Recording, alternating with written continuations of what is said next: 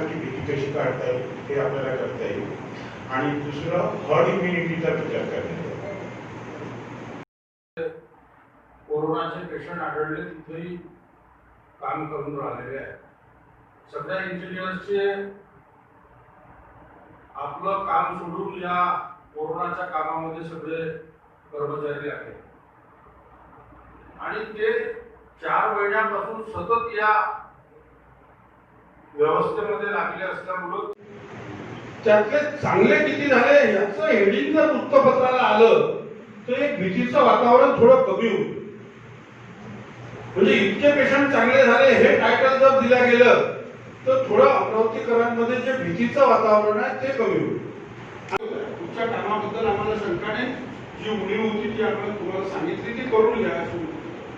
आणि तज्ञ डॉक्टर्स मंडळी जी आलेली आहे किंवा महापालिकेचे डॉक्टर आहेत, डॉक्टर काळे यांच्याकडे पूर्ण डाटा आहे की किती पेशंट ऍडमिट झाले, किती पेशंट मुक्त म्हणा, त्यांचं काय म्हणणं आहे या संदर्भामध्ये ते ऐकून एकदाच फायनल केल्यानंतर त्याची अंमलबजावणी आपल्याला सगळ्यांना मिळून करावयाची. मी या निमित्तानं सीएस साहेबांना एक विनंती करतो, कंटेनमेंट झोन करावे तर किती करावे. म्हणजे आमच्या भागात तर किशोर भाऊ तुम्हाला सांगतो, भोगला मी प्रत्यक्ष दाखवला आहे, जाण्याचे रस्ते पण झाले होते पेशंटच्या त्या कंटेनमेंट झोन मुळे. म्हणजे शेवटी कोणी कुठून जावं, 4 व्हीलर काढायची अडचण निर्माण झाली होती. तर ते कंटेनमेंट झोनही किती करावे त्याला काही मर्यादा. आणि ही हेल्पलाईन जी आहे आणि या शहराचा इतिहास आहे, जेव्हा जेव्हा असं काही संकट आलं गावावर, ते शेतकऱ्यांच्या आत्महत्येचं असो की एखाद्या महिलेवर अत्याचार झाला असो, त्या संदर्भात हेल्पलाईननी सातत्यानं अमरावतीकरांना वैद्य साहेबांच्या नेतृत्वामध्ये मदत केलेलीच आहे. आणि हा विषय गांभीर्याने घेऊन की अमरावतीमध्ये जसं मुंबईला धारावीचा विषय झाला, म्हणजे राज्याच्या मुख्यमंत्री साहेबांनी सुद्धा हे आम्ही टीव्हीवर बघितलं की जेव्हा झोपडपट्टीमध्ये कोरोनाचे पेशंट वाढायला लागले तेव्हा खऱ्या अर्थानं तिथं लोक चळवळ झाली, लोकांनी याच्यामध्ये सहभाग घेतला आणि तिथला कोरोना थांबला आणि झोपडपट्टीतला कोरोना वाढला. तर अशा दृष्टीनं खऱ्या अर्थानं काम करून अमरावतीमध्ये जो कोरोनाचे पेशंट मोठ्या प्रमाणात वाढते आहे त्याला रोखण्याच्या दृष्टिकोनातून ज्या काही याच्या आजाराच्या संदर्भातल्या शर्ती अटी आहेत, मास्क लावलं पाहिजे, सोशल डिस्टन्सिंग असलंच पाहिजे, ह्या सगळ्या विषयाचं पालन करून आपण याच्या संदर्भामध्ये काळजी घेऊन जनजागृती करून काही अतिउत्साही लोक विनाकारण बाहेर निघतात. आता लॉकडाऊन करून किती दिवस लॉकडाऊन करणार आहे. आणि मुहल्ल्यामध्ये जर याची काळजी घेतल्या गेली, नगरसेवकांनी त्यांच्या कार्यकर्त्यांनी त्या लोकांना सांगितलं कोरोना झाला आणि बाकीच्या लोकांना जर सांगितलं की तुम्ही घराबाहेर पडू नका, तर ती जर जबाबदारी स्वीकारल्या जात असेल तेच आपल्याला काम करायचं आहे. ते अक्षरशः रडायला लागले, भाऊ इतका काम करो, हमको वहां नहीं जाना है, घर मोठा आहे, सगळ्या फॅसिलिटीज जर तिथे उपलब्ध असतील तर घरी क्वारंटाईन करू दिलं पाहिजे. हा एक मोठा विषय जनतेचा अमरावतीकरांचा झालेला आहे. हा ज्यांच्याकडे व्यवस्थाच नाही घरी त्या लोकांना सुपर स्पेशालिटी हॉस्पिटलमध्ये पुन्हा पुण्याला तर हरकत नाही, परंतु ज्यांच्याकडे आता डागा सफाईच्या जे इमारत आहे, डागा परिवार, त्यांच्या घरच्या लोकांनाही सगळ्यांना क्वारंटाईन व्हायसाठी प्रशासनाची भूमिका ही केलं पाहिजे. परंतु त्यांच्या घरी सगळ्या सवलती आहेत, सगळ्या गोष्टी आहेत उपलब्ध, ते घरीच क्वारंटाईन होऊ शकतात.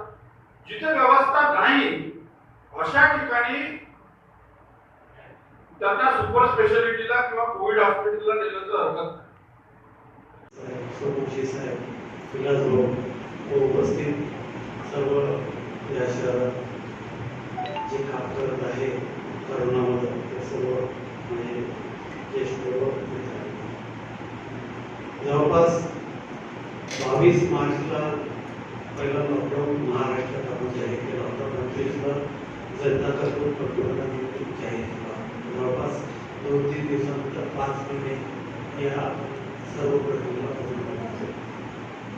या 5 महिन्याच्या काळामध्ये अमरावतीमध्ये जे काही या सर्व आपण सर्वच होतो त्याच्यात असं कोणी नाही की नाही, जो कठीण काळ होता तो अति कठीण काळ होता, तो काळ जवळपास आता संपत आहे.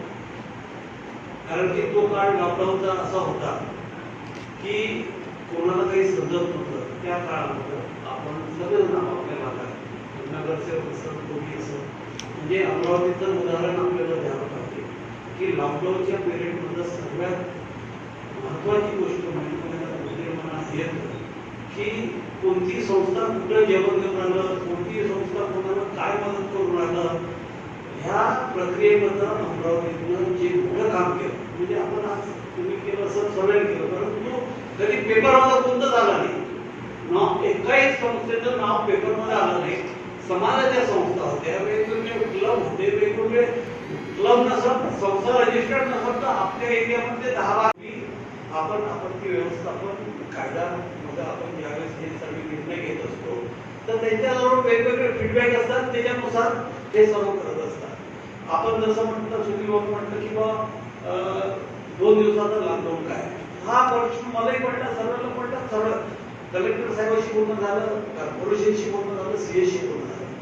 जवळपास 5 महिने 10 लाखाच्या लोकसंख्येच्या मानानं आपल्या इथली यंत्रणा जी आहे ती फार तोकडी यंत्रणा, रात्रंदिवस काम करून राहिले. तर त्यांचं असं म्हणणं आहे की या 2 दिवसात त्या कर्मचाऱ्यांना त्या कामाला ऍक्च्युअली काम करून राहिले त्यांना 2 दिवसाची खरोखर उसळ म्हणजे ते लोक मेंटली पुन्हा 5-6 दिवस काम करण्यासाठी तयार राहून राहिले. म्हणजे ही प्रॅक्टिकल गोष्ट आहे. नाही तुमचं म्हणणं आहे त्याला दुसरी बाजू असते, 100% असते, परंतु आज त्यांना ते गरजेचं वाटते. कारण की लॉकडाऊन ओपन करणे किंवा हे सगळी प्रक्रिया करणे हे सर्व महत्वाचं आहे. या सर्व याच्यात आताची जी P1 P2 ची जी आहे ती राज्य शासनानं लागू केलेली आहे, आपल्या कलेक्टरनं नाही केली. पण राज्य शासनाच्या याच्यात आम्ही आमच्या ज्यांच्या सोर्सेस आहेत त्या सोर्सेसवर बोललो, 2-2 वेळ 3-3 वेळ बोललो की हे P1 P2 तुम्ही काढा. हे P1 P2 काढल्याशिवाय काही पर्याय नाही. कलेक्टर साहेबांशी चर्चा झाली, आयुक्ताशी चर्चा झाली, त्यांनी सांगितलं की आता आपला अमरावतीमध्ये आपण शनिवार रविवार बंद करत आहे, तर त्यावेळेस एका दुकानाला 3 दिवस भेटून राहिले, एका दुकानदाराला 2 दिवस भेटून राहिले. हा दुकानदाराचा व्यापाराचा प्रश्न नाही आहे. आज आपल्या शहरामध्ये गुमस्ता लायसन म्हणजे आपण याला शॉप ऍक्ट जे लायसन म्हणतो ते जवळपास 15,000 शॉप ऍक्ट आणि 10 त्या शॉप ऍक्ट मध्ये 10 लेबरच्या ओव्हर काम करणारा जो वर्ग आहे त्याची नोंदणी आपल्या इथं 37,000ची म्हणजे 10च्या वर सर्व रजिस्टर्ड झाले असं नाही. म्हणजे नॉन रजिस्टर्ड 10-15,000 असं म्हणजे 50,000 लायसन म्हणजे जे लेबर ऍक्ट नुसार त्यांनी केलेलं आहे ते 50,000 लोक आहेत. आणि ज्यांच्या दुकानात 1, 2, 3, 4, 5 आहे असे जवळपास 20-25,000 लोक आहेत. म्हणजे जवळपास 70-75 फॅमिली आणि 70-75 फॅमिली म्हणजे वर्कर म्हणजे जवळपास त्याला दुनियाला 3 जर पकडलं तर 1.5-2 लाख लोकांचा रोजगारावर त्याचा परिणाम होतो. आणि हा सर्वात महत्वाचा इकॉनॉमीचा हा विषय आहे की ज्या लोकांना आपण 2-3-4 महिने जेवण दिलं, हे दिलं, त्यांची अडचणी सोडवल्या, आता त्या सर्व स्वयंसेवी संस्था म्हणा आम्ही प्रत्येकाचं त्याला जवळपास संपत आलेला आहे. म्हणून हा लॉकडाऊन किंवा P1 P2 हा सोयीचा नाही. कारण की ते व्यापारी असं म्हणतात की मी त्याला पगार कुठून देऊ 2 कारण की धंदे नाही काही नाही. तुम्ही प्रत्येकाची परिस्थिती समजून घेतली पाहिजे. ही परिस्थिती आज राहिलेली नाही.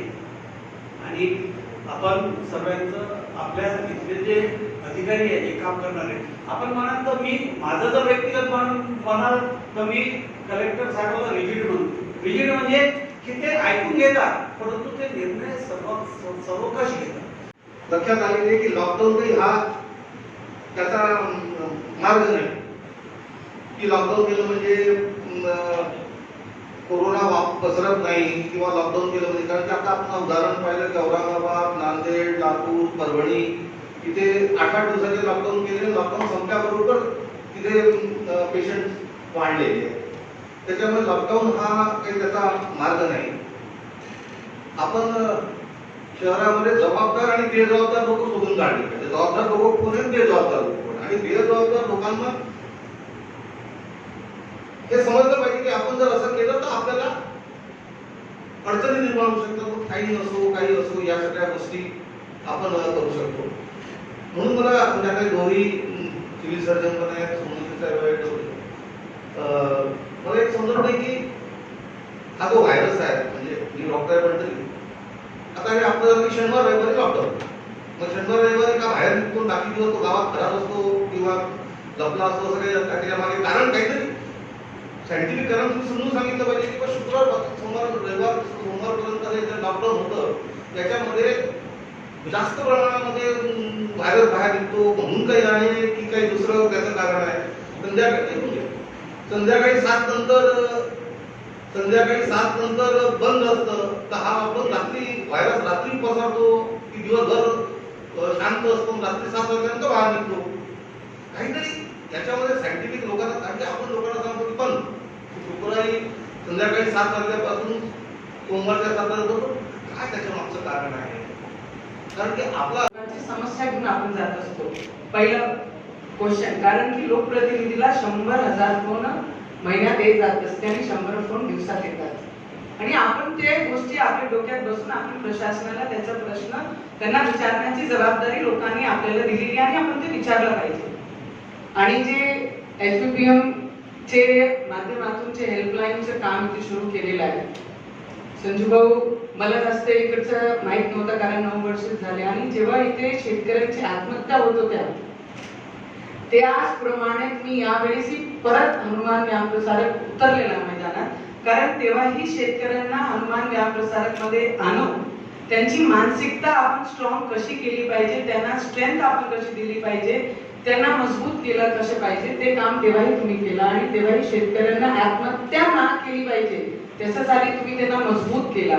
आणि त्या हिशोबाने ज्याप्रमाणे आता माननीय मला सांगत होत्या की मला वाटतं झोनचे काही मिटिंग झाल्या आणि काही नगरसेवकही झाल्या, त्यांच्यासोबत मिटिंग झाल्या की आपण आपल्या प्रभागामध्ये कसं काम केलं पाहिजे. आपण याच्यामध्ये आपण हे लक्षात ठेवलं पाहिजे की दिल्लीमध्ये मोहल्ला क्लिनिक कधी बनला आणि आपण त्या डिस्कशन आज उतरत आहे.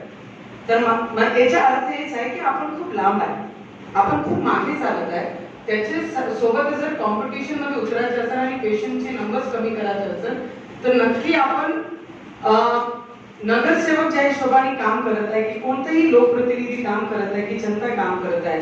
आता मला वाटते छत्री तलावच्या रोडवर जर कॉर्पोरेशनने पाहिला तिथे तर संध्याकाळी 5 ते 7 पर्यंत जर आपण पाहिला तर 500 ते 800 लोक तिथे फिरतात आणि 50% they are not wearing mask on their face.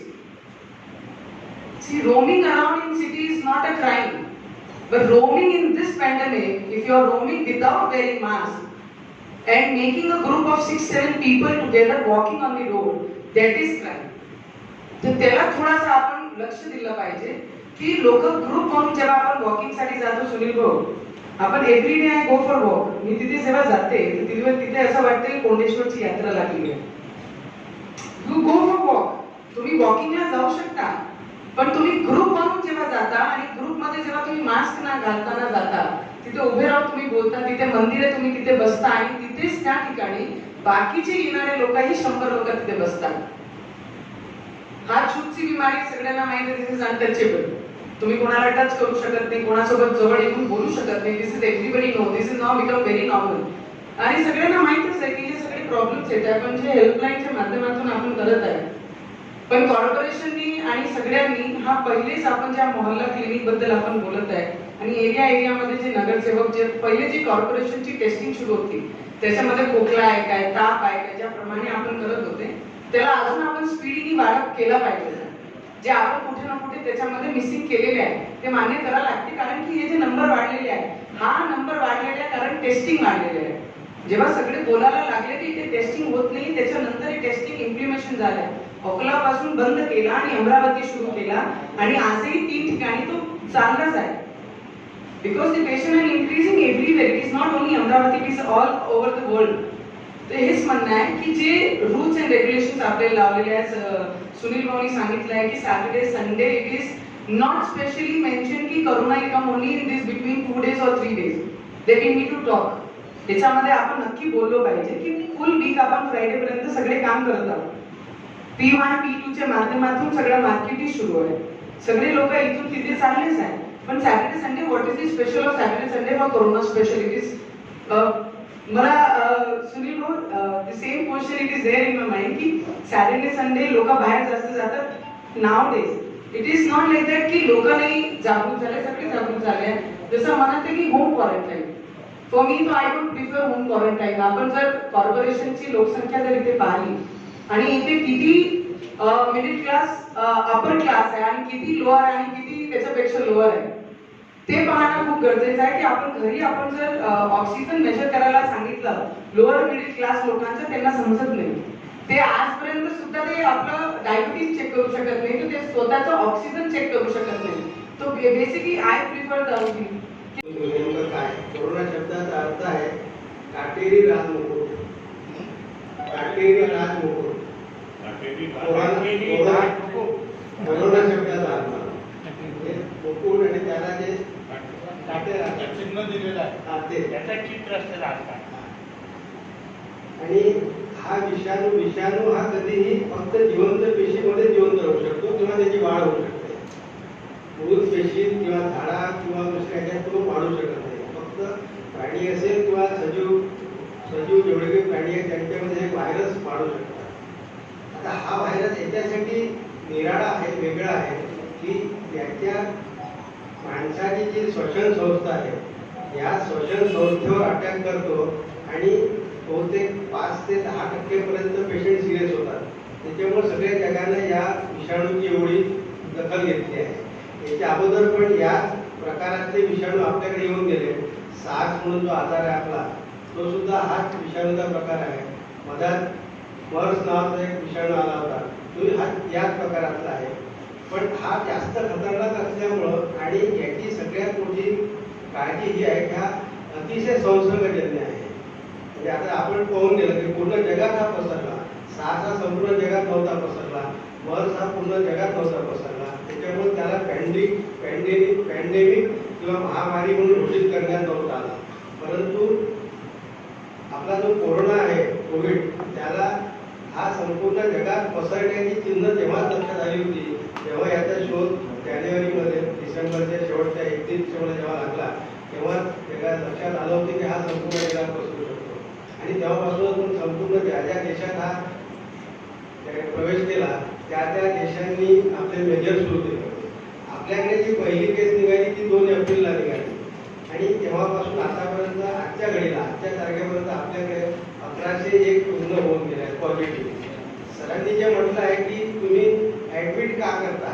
घरी का ठेवत नाही याच्या मागचं एकच सगळ्यात महत्वाचं कारण एकच आहे की या आजारामध्ये सर समजू शकतील एक शब्द आहे त्याच्या लक्षणाचा त्याला आम्ही हॅपी हायपोक्सिया असं म्हणतो हॅपी हायपोक्सियाचा अर्थ असा आहे की पेशंटचं जे काही ऑक्सिजन सॅच्युरेशन राहतं ते कमी होतं नॉर्मली आपलं ऑक्सिजन सॅच्युरेशन 94च्या वर पाहिजे 94%च्या वर 94 ते 100 पर्यंत पण त्या पेशंटचं सॅच्युरेशन 94च्या खाली 80 85 90 85 पर्यंत जरी आलं तरी त्याला कुठलाही त्रास होत नाही तो हॅपी असतो आणि म्हणून हे लक्षण कुणालाही घरी लक्षात येऊ शकत नाही ताप सर्दी पडसा हे पेशंटला लक्षात येऊ शकतं पण हा हायपोक्सिया जो आहे तो घरी लक्षात येऊ शकत नाही तो डॉक्टरांच्याही लक्षात येऊ शकत नाही जोपर्यंत आपण पल्स ऑक्सिमीटरने तपासत नाही आणि हे एक प्रमुख कारण आहे त्यासाठी आपण आग्रह करतोय रुग्णांना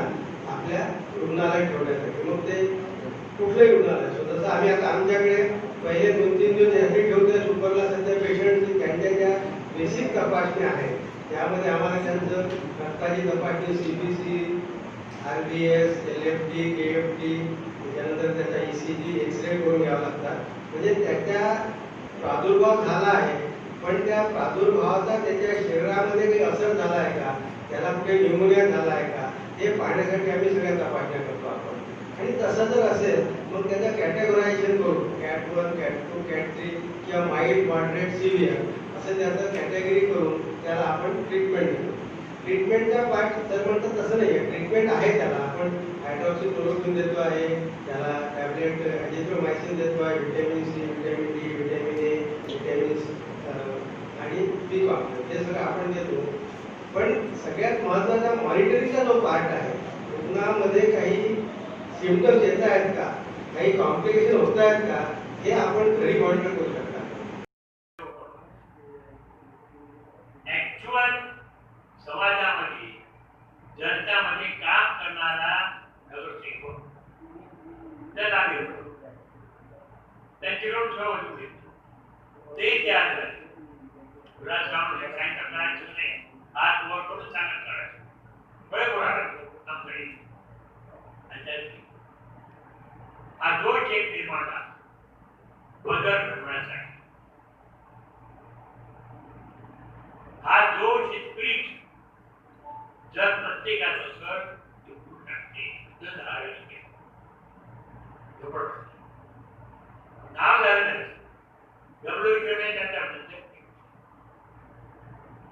मुख्यमंत्री म्हणायला लागले की सर त्यांची काय करते त्यांचं हे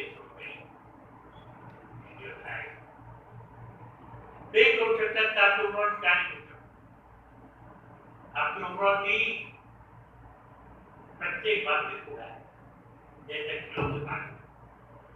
आपल्या सगळ्यांचं साथ आता इथं तयार होतं. आज आपले आमदार खासदार आणि डॉक्टर लोक तज्ञ लोक यांची ही चर्चा व्हायची म्हणून आज त्यांची आज त्यामध्ये शंकर जे काही होते ते सर्व त्यांनी साथ करून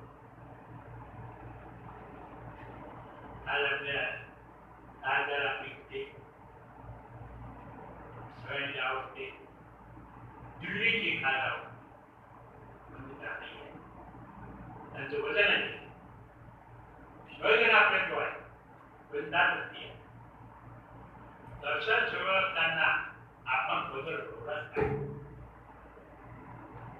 आता मीटिंग झाल्याबरोबर आता उद्या कलेक्टर एसपी आणि आपली कमिटी आयोग याला आम्ही बोलवतो.